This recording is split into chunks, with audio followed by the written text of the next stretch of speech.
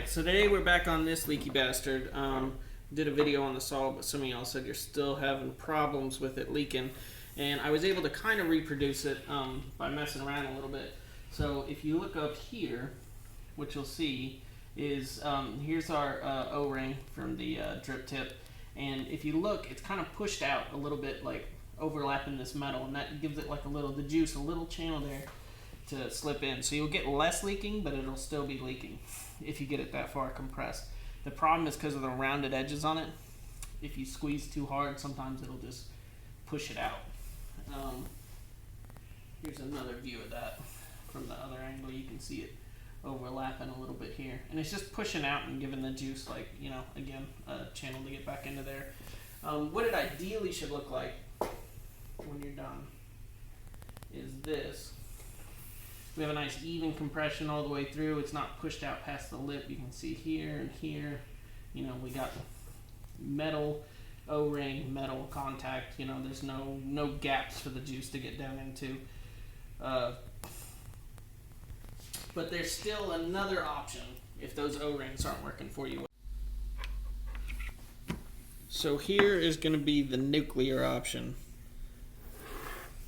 We have our standard O-ring from the 510 drip tip, and then we're going to take one of these silicon sampler drip tips and we're going to make another O-ring.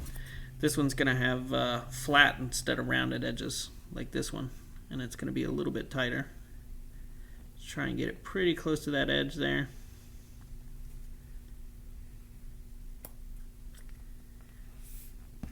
So then we got that, and you can see the inside diameter is going to be a little bit tighter.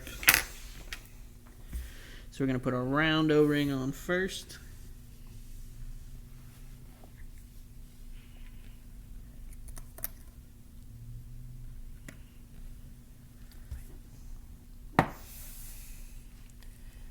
And next we're going to put our little improvised O-ring on. You want to go flat side down. Let's keep this slightly rounded edge up. So we're going to get that just centered over the hole like that.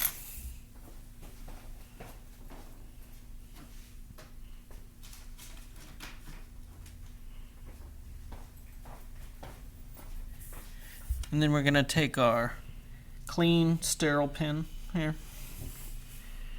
and we're just going to press down evenly on that to get it to go over that tube.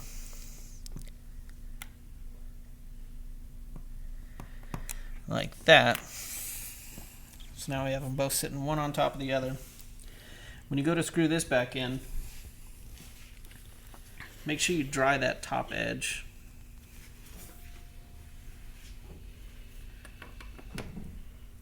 And then you're going to notice it's going to feel like it's cross threading, and it is when you're going back down. So you'll have to back it out and then go back. You just got to maintain a little bit of pressure on it while you're twisting it together. Then eventually you'll feel the threads line up.